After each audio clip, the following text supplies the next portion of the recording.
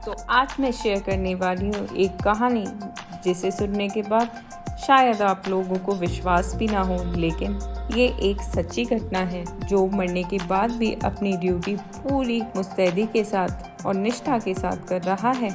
मरने के बाद भी वो सेना में कार्यरत है और उसका प्रमोशन भी होता है। हैरान करने वाली ये दास्तान है हरभजन सिंह की। 30 अगस्त 1941 को पंजाब के कपूरथला में जन्मे इस सिपाही की मौत 4 अक्टूबर 1968 को हुई थी। माना जाता है कि यह जाबाज सैनिक अपनी मौत के बाद आज भी देश की सरहद की रक्षा कर रहा है। 4 अक्टूबर 1968 को खच्चरों का काफिला ले जाते वक्त पूर्वी सिक्किम के नथुला पास के पास एक दुर्घटना में उनकी मृत्यु हो गई। पानी का तेज बहाव उनके शरीर को बहाकर 2 किलोमीटर दूर ले गया। कहा जाता है कि उन्होंने अपने साथी सैनिक के सपने में आकर अपने शरीर के बारे में जानकारी दी। खोजबीन करने पर 3 दिन बाद भारतीय सेना को बाबा हरभजन सिंह का पार्थिव शरीर उसी जगह मिल गया।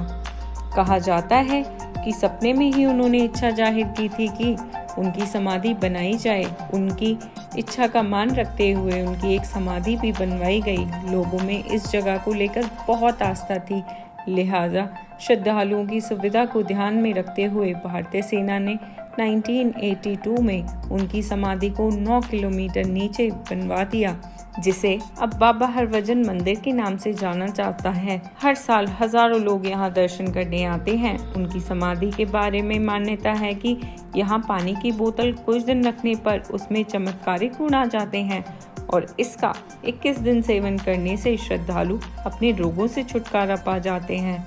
है ना कमाल की बात। कहा जाता है कि मृत्यु के बाद भी बाबा हरभजन सिंह नथुला के आसपास चीन सेना की गतिविधियों की जानकारी अपने मित्रों को सपने में देते रहते हैं, जो हमेशा सच साबित होती थी। और इसी तथ्य के आधार पर उनको मरने के बाद भी भारतीय सेना की सेवा में रखा गया। उनकी मौत को 48 इयर्स हो चुके हैं, लेकिन आज भी बाबा हरभजन सिंह की आत्मा भारतीय सेना में अपना कर्तव्य निभा रही है।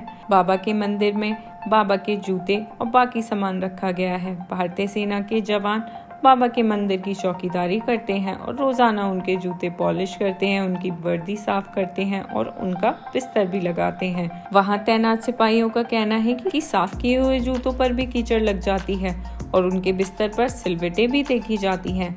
बाबा की आत्मा से जुड़ी बातें भारत ही नहीं, चीन की सेना भी बताती है। चीनी सिपाहियों ने भी उनको घोड़े पे सवार होकर रात में गश्त लगाने की पुष्टि की है। भारत और चीन आज भी बाबा हरभजन के होने पर यकीन करते हैं और इसीलिए दोनों देशों की हर फ्लैग मीटिंग पर एक कुर्सी बाबा हरभजन सिंह के नाम की भी रखी जाती है। सारे भारतीय सैनिकों की तरह बाबा हरभजन सिंह को भी हर महीने वेतन दिया जाता है। सेना के पेरोल में आज भी बाबा का नाम लिखा हुआ है। सेना के नियमों के अनुसार ही उनका प्रमोशन होता है। अब बाबा सिपाही से कैप्टन के पद पर आ चुके हैं। हर साल उन्हें 15 सितंबर से 15 नवंबर तक 2 महीने की छुट्टियां भी दी जाती हैं और बड़ी श्रद्धा के साथ स्थानीय लोग और सैनिक एक जुलूस के रूप में उनकी वर्दी, टोपी, जूते और साल भर का वेतन 2 सैनिकों के साथ सैनिक गाड़ी में नथुला से न्यू जलपाईगुड़ी रेलवे स्टेशन लाते। वहां से डिब्रूगढ़ अमृतसर एक्सप्रेस से उन्हें जालंधर लाया जाता। गाड़ी में नाम का टिकट भी बुक किया जाता। यहाँ से सेना की गाड़ी उन्हें उनके गांव तक छोड़ने जाती। वहाँ सब कुछ उनकी मां को सौंप दिया जाता। फिर उसी ट्रेन से उसी आस्था और सम्मान के साथ उनके समाधि स्थल वापस लाया जाता। लेकिन कुछ साल पहले इस आस्था को अंधविश्वास कहा जाने लगा। तब से यह यात्रा बंद कर दी गई।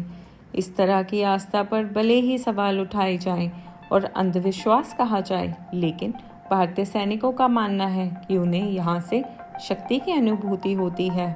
वैसे तो देशभक्ति को शब्दों में बयान नहीं किया जा सकता, लेकिन मैं 4 लाइनें ऐसे देशभक्तों के लिए बोलना चाहूँगी।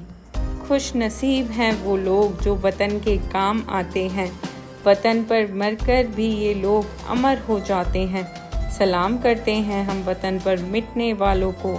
इन्हीं की वजह से ही हम चैन की सांस ले पाते हैं। भारत माता की जय। आपको भी इस कहानी ने हैरान कर दिया है या आपके दिल को छू लिया है तो अभी लाइक, कमेंट और शेयर करके हमें बताइए। धन्यवाद।